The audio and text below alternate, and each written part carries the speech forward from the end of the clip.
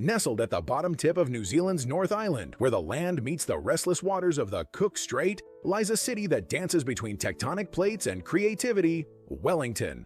Don't let its size fool you. Known as the world's southernmost capital, this city of wind and wonder has a history as turbulent as its famous gales, and a spirit that's unbreakable. Long before it became a cultural powerhouse, Wellington was home to the Māori, specifically the Te Atiawa tribe. They called the region Te Whanganui a Tara, the Great Harbor of Tara, named after the Polynesian explorer whose descendants settled the area. The Maori people thrived here for centuries. Their pa, fortified villages scattered across the hillsides. They lived in rhythm with the sea and land, crafting a life rooted in storytelling, trade, and deep spiritual connection with nature. Then came the Europeans. In 1839, the British colonization effort began in earnest when the New Zealand Company arrived with bold ambitions and shiploads of settlers. Just 1 year later, in 1840, Wellington, then known as Port Nicholson, was formally established. It would soon become the first planned settlement in New Zealand, but those early days were far from smooth. The land was uneven, the harbor prone to flooding, and tensions with local Maori over land ownership soon escalated into conflict. The city was born in both opportunity and unrest. Tragedy struck in 1855 when Wellington was rocked by one of the most powerful earthquakes in the history of New Zealand.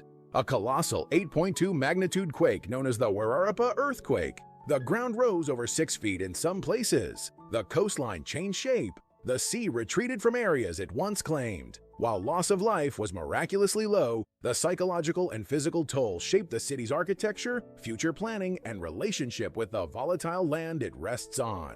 Even today, Wellington sits on a fault line, with reminders of its tectonic temperament built into every building code and every emergency drill. Through destruction came innovation. The city rebuilt itself again and again, stronger each time. In the late 19th century, Wellington replaced Auckland as the capital of New Zealand, an event driven partly by politics, but also by geography. Centrally located between the North and South Islands, it was the ideal seat of government for a young and growing country.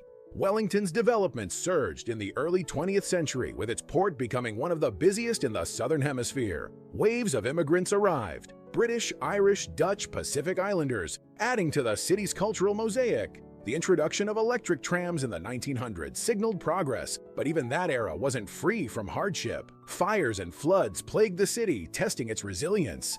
Then came World War II, and Wellington found itself at the center of military logistics for the Pacific Theater. Thousands of American troops passed through, leaving cultural footprints that remain today, from jazz bars to diners. After the war, Wellington transformed once more. It leaned into the arts. Theaters, galleries, and coffee houses bloomed. In the 1970s and 80s, the city became a stronghold for protest and progress. Anti-nuclear demonstrations, Maori land marches, LGBTQ+ rights movements. Wellington became a megaphone for social change. And just when the world was watching other cities, Wellington surprised them all, again. A filmmaker named Peter Jackson turned this modest city into a global cinematic capital. With the Lord of the Rings trilogy, the hills of Wellington became Middle-earth, and Weta Workshop and Weta Digital transformed the film industry. From the quiet corners of Miramar, what was once a windswept harbor town now drew A-listers, special effects wizards, and movie buffs from around the globe. But beneath the fame, beneath the buzz and bustle, the heart of Wellington remains rooted in its ability to rise, again and again. Today, Wellington is home to over 200,000 people, and what makes this city truly special isn't just its stunning harbor views or its cinematic fame. It's the people who breathe life into every corner, often described as open-minded, creative, and community-oriented. Wellingtonians, or Welly locals, as they're affectionately called, embrace a lifestyle that's both laid back and intellectually charged. You'll find artists rubbing shoulders with software engineers, politicians sipping coffee next to poets, and students debating climate policy over flat whites in tucked-away cafes. The culture here is deeply influenced by both Maori and European heritage, creating a dynamic blend that's proudly Kiwi. There's a strong commitment to inclusivity and cultural preservation. Maori culture is woven into everyday life, whether it's in the use of the Te Reo Maori language in public signage and ceremonies, or the regular observance of Matariki, the Maori New Year, which has recently become a national holiday. Respect for the land, known as Wenua, and community unity or Wanaungatanga are values deeply held in both Maori and Pākehā non-Maori communities. Customs in Wellington reflect a fusion of modern lifestyle and traditional respect. Greeting someone with a warm smile and a relaxed kia ora is common and welcomed. And sustainability is more than just a trend. It's a way of life. Reusable bags, composting, cycling to work, and zero-waste shops are all part of the city's everyday rhythm. And while New Zealand as a whole leans towards secularism, there's a wide range of spiritual and religious beliefs represented, from Christianity to Buddhism, Islam to Hinduism, along with increasing numbers of people identifying as spiritual but not religious. The cuisine in Wellington is as diverse and experimental as its population. While fine dining exists, locals favor quality over flash. You must try fish and chips wrapped in paper, best eaten on the windy waterfront. Another favorite is the lamb roast, often served with kamara, sweet potatoes, and mint sauce, a nod to New Zealand's agricultural heritage. For something uniquely Wellington, dive into a paua fritter, a savory treat made from native abalone, offering a chewy, briny flavor that's both an acquired taste and a cultural experience. New Zealand has two official languages, English and Te Reo Māori, and Wellington is a city where both are used more visibly than in many other parts of the country. Government buildings often display bilingual signage, and children are increasingly learning the Rio in school, reflecting a broader national commitment to revitalizing the language. As for the weather, Wellington is famously windy, so much so that locals joke it should be renamed Windy Wellington. On average, the city experiences over 170 days, a year of wind speeds above 60 kilometers per hour, 37 miles per hour. The climate is temperate oceanic with cool winters and mild summers. January and February are the warmest months, with highs around 21 degrees Celsius, 70 degrees Fahrenheit, while July is the coldest, with average lows of about 6 degrees Celsius, 43 degrees Fahrenheit. Sudden weather changes are the norm. Sunshine in the morning can quickly give way to gusts and drizzle by afternoon. The currency in Wellington, like the rest of New Zealand, is the New Zealand dollar, NZD, and you'll find most places are contactless and card-friendly. Digital transactions are the norm, and cash is becoming less commonly used, though it's still accepted almost everywhere.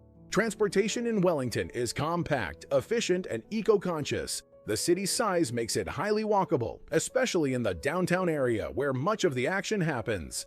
For longer distances, Wellington boasts an extensive public transport system run by Metlink, including electric buses, commuter trains, and ferries that connect the city to outlying suburbs and even across the harbor. The iconic Wellington cable car is more than just a tourist attraction. It's a practical way to ascend the steep incline between Lambton Quay and the Botanical Gardens. And for those who like to pedal, the city is increasingly bike-friendly, with new cycle lanes popping up every year. Yet with all these modern conveniences, Wellington hasn't lost its soul. It pulses with a quiet confidence, shaped by the resilience of its past and the diversity of its people. It's a place where tradition and creativity coexist, and where the next chapter is always being written. Wellington may be compact, but it's bursting with surprises, each street corner telling a story, every gust of wind carrying whispers of the past and echoes of the future. It's no wonder that people who visit often find themselves longing to return, or never leaving at all. Here are a few fun facts you probably didn't know. Wellington is home to more cafes per capita than New York City. Yes, you read that right. The coffee culture here is practically a religion, and locals will passionately debate their favorite flat white spot. The Beehive, the city's uniquely shaped executive government building, was originally sketched on the back of a napkin. Today, it stands as one of the most recognizable landmarks in New Zealand politics. Wellington sits directly on a major geological fault line, and yet its buildings are among the safest in the world thanks to advanced earthquake engineering. Despite its blustery reputation, Wellington boasts more hours of sunshine annually than Auckland, its more northern and supposedly warmer rival. When it comes to must-see attractions, the list is long but unforgettable. Start with Te Papa Tonga Rewa, the National Museum of New Zealand. Free to enter and absolutely packed with interactive exhibits from natural disasters to Māori art and history. Ride the historic Wellington cable car to the top of Kilburn and enjoy panoramic views of the city before strolling through the Botanic Garden, a lush escape that bursts with color in spring and summer. Stroll down Cuba Street, a bohemian hub of art, music, vintage shops, and quirky restaurants, where you're just as likely to hear live jazz as you are to stumble upon a poetry slam. Visit Zealandia, a one-of-a-kind eco-sanctuary nestled in an urban valley, where native birds like the tui and kaka fly freely in a protected natural habitat. For film lovers, Weta Workshop in the suburb of Miramar is a must. It's here that movie magic was made, not just for The Lord of the Rings and The Hobbit, but for films like Avatar, District 9, and The Chronicles of Narnia. You can even take a behind-the-scenes tour to see the props, creatures, and costumes up close. Wellingtonians have their own slang and sayings too. If someone tells you it's a good day for it, they mean the weather's cooperating, a rarity worth celebrating. Locals often say, "sweet as," which means everything's great. And if you hear someone call a person a hard case, that's Kiwi for someone with a sharp, dry sense of humor. As for celebrity stories, well, Wellington has its fair share of them. Director Peter Jackson still lives here, and his influence has transformed the city into a creative hub. Taika Waititi, the Oscar-winning director of Jojo Rabbit and Thor, Ragnarok, also calls Wellington home. And Grammy-winning artist Lorde often escapes to the city for peace and inspiration. Bonus tip: if you're in Wellington on a Friday night, make your way to the Wellington Night Market on Cuba Street. It's a feast of global street food, music, and handmade treasures that capture the city's diverse, creative energy in one buzzing location. So whether you're into history, film, food, or just want to feel the thrill of standing on a fault line while sipping world-class coffee, Wellington delivers. It's more than just a capital city. It's a cultural heartbeat, a creative soul, and a living story still being written by the wind. If you found this story fascinating and you're hungry for more travel tales filled with history, culture, and unexpected surprises, don't forget to like, subscribe, and share this video. There are countless cities out there waiting to be explored, from couch to culture, and we're just getting started. Where should we travel to next? Let us know in the comments.